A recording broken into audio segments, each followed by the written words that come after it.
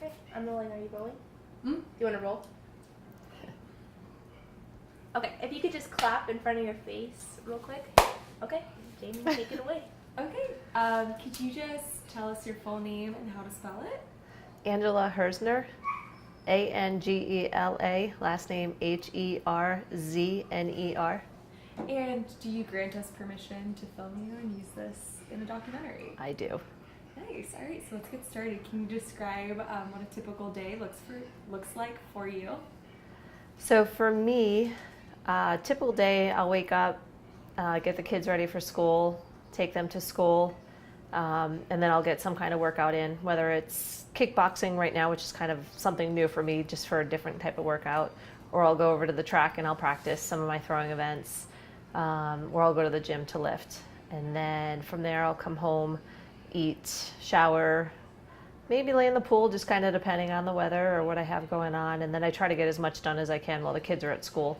Because once they get out, we come home and I'll give them a snack, and then we'll play some games, or I'll let them have some tablet time if mommy needs a little bit of a break. And then soon enough, it's time to make dinner, get ready for bed and all that. And pretty much right after I put them to bed, I'm ready for bed too. So it's not a lot of extra me time at night, but that's okay because I like the extra time in the morning. Nice. Can you tell me what your favorite part of the day is? I'm a morning person, so I love the morning. I love getting up, having a cup of coffee. It gets my day started on the right note, and and then from there, I'm ready to go. Can you tell me a little bit about your family?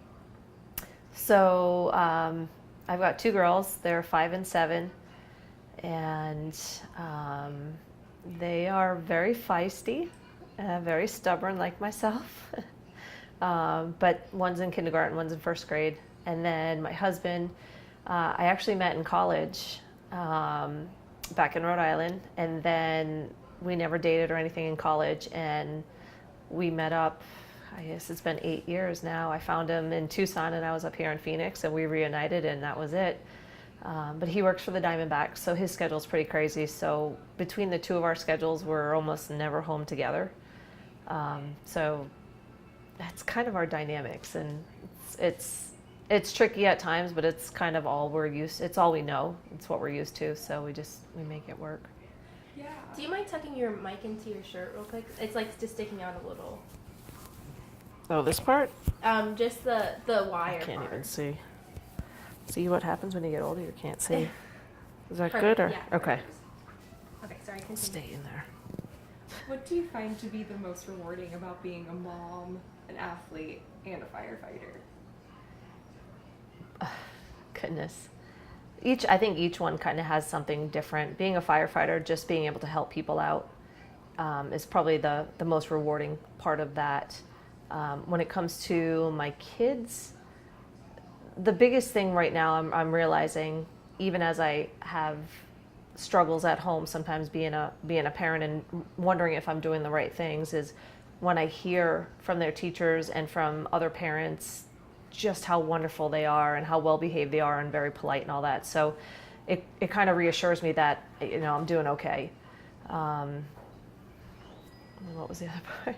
What's the most rewarding about being an athlete as Oh, well as a firefighter? and then as far as athletics, just going out there and being able to compete at 44 years old. I mean, it's a different world right now versus when I was in college and being a college athlete. And the camaraderie right now is just great because we're all older people and we're getting out there just having fun and trying to break records and, get personal best marks and everything like that. So there's a lot of rewards with all of it. What do you think? Because I feel like moms sometimes, we were talking with our professor, it's easy to kind of get like your own like personal identity like a little bit lost because motherhood's so chaotic and exhausting. Why do you think it's important that you continue being an athlete and a firefighter in your own identity? For me, doing the athletics is my sanity, so to speak, because the rest of my life is about everybody else. When you're a firefighter, you're out there helping everybody else. When you're being a parent, it's all about your kids. And so for me, when I go out to the track and I practice, it's just me. and I don't have any care in the world. I don't think about any of the stresses going on at home or at work or just the world in general, because there's a lot of stuff going on out there, and that's my one place to just relax and have fun. And for me, I think it's kind of my saving grace, so to speak. I mean, it keeps me grounded for the most part. Can you talk about the physical challenge of being a mom, an athlete, and a firefighter? So I think when it comes to just firefighting in general and what we have to do for our job, we have to work almost twice as hard to stay in shape. And, you know, because no matter what, the guys naturally are going to be stronger. So you have to work twice as hard just to make sure that you can still do your job. Because you've got to think about, okay, on my worst day, am I going to be able to throw on my gear, get in that house, pull a hand line, pull out somebody, whatever the scenario may be, you've got to be able to do your job. And that's the thing. I don't want to put anybody at risk, meaning if I'm not in shape and I go in that house and something happens to me, I don't want to have other people risk themselves for me. I need to make sure that I can do what is asked of me. So the good thing is I like to work out. I do have my times where I just kind of like, okay, don't really want to do anything, but it helps the fact that I need to be in shape for my job. That it's kind of like, okay, even though you don't want to do something, do a little bit. There's always something you can do just to make yourself a little bit better on that day. And so I try to focus on that, just do a little bit every day. And then as you get older, you kind of have to listen to your body a little bit more. So it's like, okay, let's be realistic and not push yourself too much. So if you're sore or tired, like a day like today, I made sure I did enough in the gym, but not too much to push it to the point where I'm going to get hurt. Can you talk a little bit about the transition of maintaining your athleticism after becoming a mom? It was definitely hard to get back into it, as far as, you know, your body changes, of course being older, but I think too, just after you have kids, your body's just a little bit different. You know, your joints hurt a little bit more, and it takes a lot more time to get your strength back. And then the reality of it is, I'm never going to be as strong as I was in college or, you know, after college when I still kept throwing and everything like that. So it's just a matter of, sorry, I lost my focus. No, So this is the problem with being tired, is it's so easy to just kind of like lose what I was talking about. Can you repeat it again? Oh yeah, of course. Yeah. I'm also interested in if you think being an athlete and being a firefighter makes you a better mom. I think in a sense of the fact that, especially doing athletics right now, like I was saying, it gives me my outlet. If things stress me out at home, it's nice that I've got a place to go to just kind of decompress. And that way, when I do come back home or the kids come back from school, whatever the case may be, I'm more relaxed. I can think things out a little bit more clear before I, you know, just get upset right away, which can easily happen. Just if I haven't had that chance to decompress for the day, the littlest things could make me get upset at them. And but once I've had that chance to just really have my time and get some energy out and everything, then it's, I think, a little bit more clear before I, you know, I don't yell at them. So really, so. How did you get into firefighting? So for firefighting, I got hired, well, let's start with, I moved out here in 2004, and I was a personal trainer at the time, and it was fun, but after a while I was like, it wasn't a career I could have, because I didn't want to go paycheck to paycheck not knowing what I was going to get. There were a lot of firefighters that worked out at the gym that I worked at, and they were telling me that, you know, hey, Phoenix is getting ready to hire a bunch of people. If it's something you've ever thought about, you should look into it. And I'm like, well, no, I'm 33 years old. I've never thought about that. But I'm like, God, another way to help people. So, you know, they kind of put me in the right direction as far as you need to get your EMT. You need to meet up with some Phoenix firefighters, learn the culture, learn the actual conditioning. Because again, when you lift in the gym, it's different than doing actual firefighting conditioning. So it took about a year to get my EMT, to study for the test, to actually take the test. And once I took the test, they go based on your score and you get an interview, and then you have to study for an interview. So that right there is like, well, okay, how many jobs do you actually have to study for the interview? So it was months of studying for the interview and learning how to speak when you get asked a question, because you just didn't know exactly what questions they would ask you.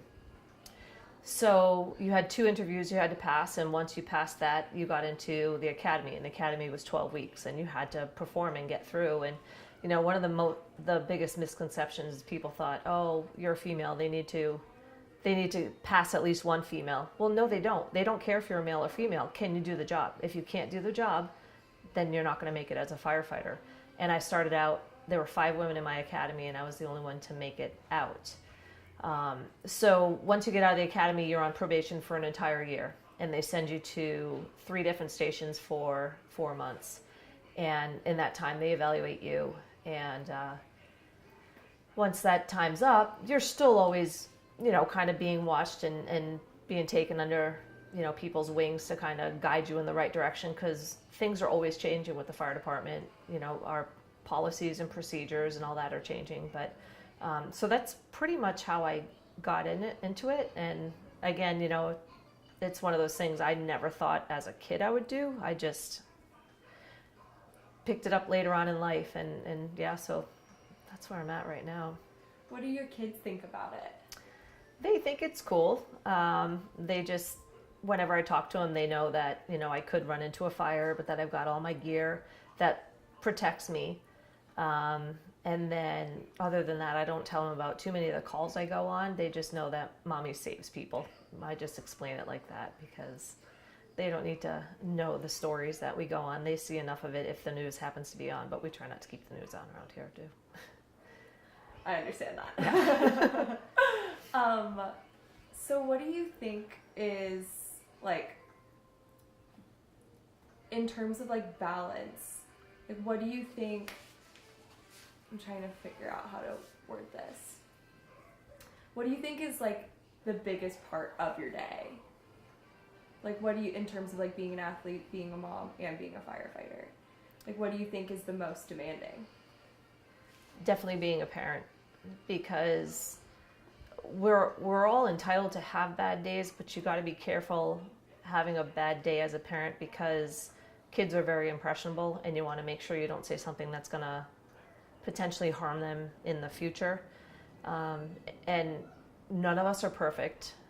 We all have our days where we slip up and say something we probably shouldn't. But I think the biggest thing is you need to be able to apologize, admit when you're wrong, because you want them to know that it's okay to be wrong and to make a mistake, and you apologize and you move forward from that. But I think for me, that can be the biggest challenge, is just, you know, really trying to think before I speak, almost, because it can be challenging. Again, just, I don't think it matters whether you have 2 boys, 2 girls, whatever. I mean, the girls are close in age, so they're constantly at each other, but again, you have to really focus on just raising them to be good people.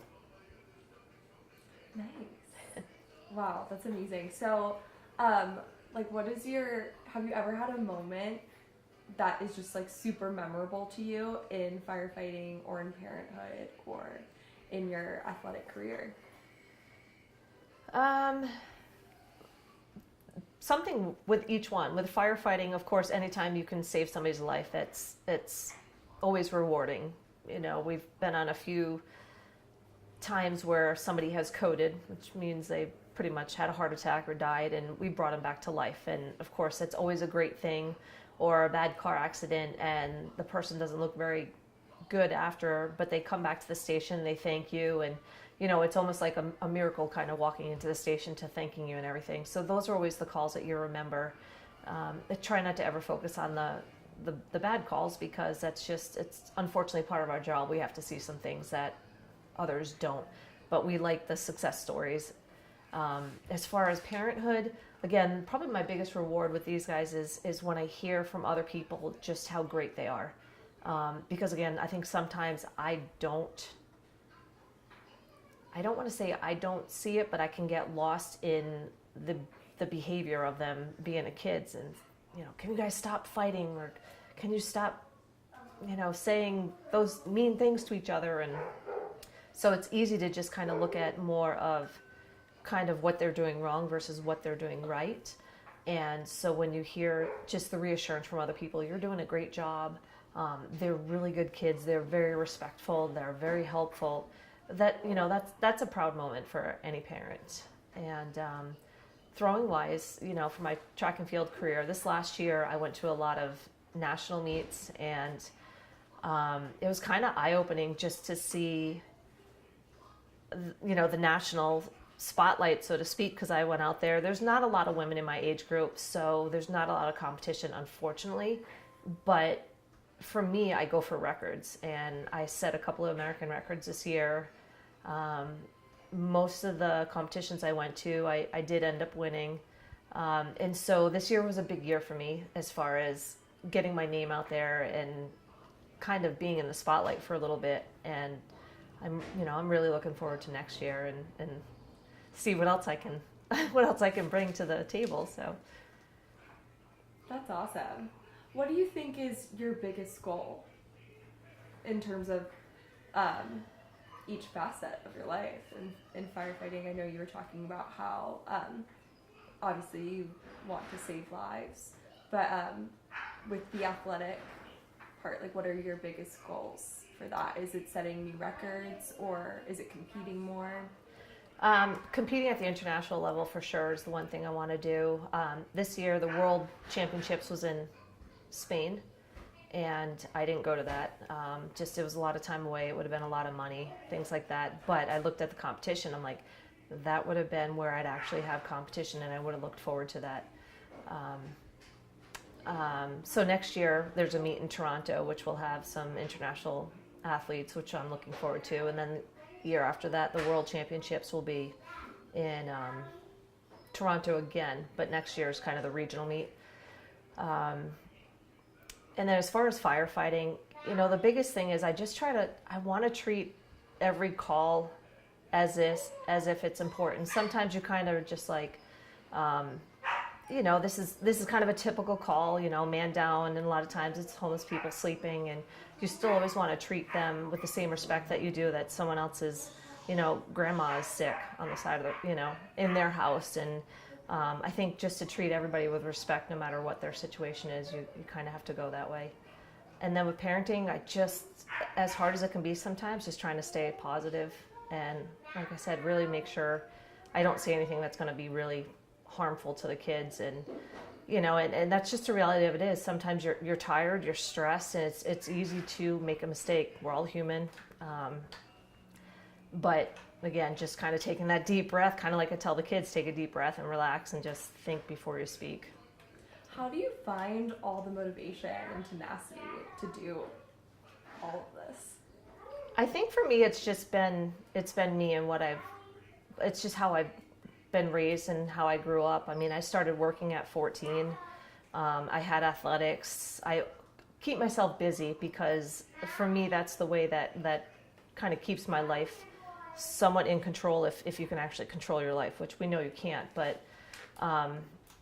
so I think, I have my job, and then I come home, and then I have that free time to myself now, which is my, the fun part, my outlet and everything. And then it's time to be a parent. So it's kind of like I have different phases throughout the day and everything. The mic went out. Sorry. Did it? Give us a second. Okay. Can I see what they're doing? Yeah, sure. Here's where I'm going to yell. Shut the door right now. Riley. What are you doing? You do. I have more batteries if you want. Yeah.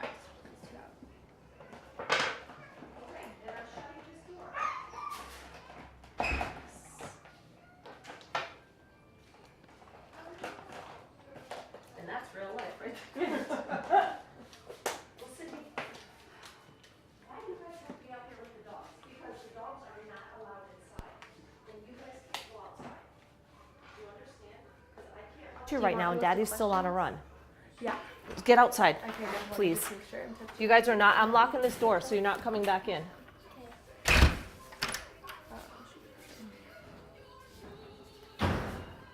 And then I would ask her Oh, what the children, world's children. competition is and what she competes in and kind of explain that too. Okay. So is it my mic or was it that? It was this mic. Oh, okay. We'll see how that goes. Maybe, hopefully the dogs aren't going to be running in the street soon. Yep, like I said, that's real parenthood right there. Right there. Exactly. What are you doing? No. And it doesn't help. My husband's out on a run, so he can't like help control them right now. But I told him, like, do your thing. Walk the dogs, go for your run. I'm like, we're good here. We got it. We're fine. So, yep, it'll be good. All right, we're good. Oh, Yeah. you're good? Yeah, Okay. you can stop whenever you want to if you need to wrangle the kids or Oh, yeah, okay. Yeah, or yeah. I just wasn't. I wasn't sure what they were doing. I'm like, I hear the dogs. I hear banging on the door. I'm like, and like I said, I just don't want the dogs come running in because if they do, it's gonna be. We'll have to grab onto things. So I'm like, just so I locked them outside. They're locked on the front porch now too. So it should be okay. It What does your tattoo say? says, "Live like you're dying."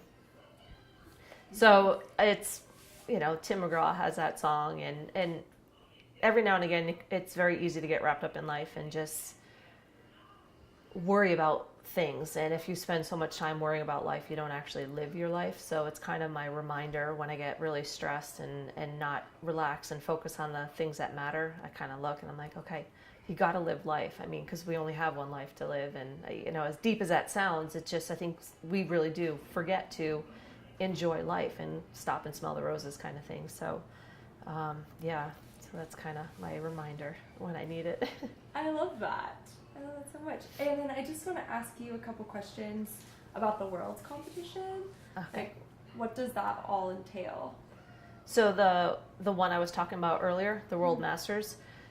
So Masters competition is ages 35 and up, and the World Championships there's different parts of the country where they host it every 2 years, and there's no entries, so you sign up and you go, but you get to compete against the top people in the world, and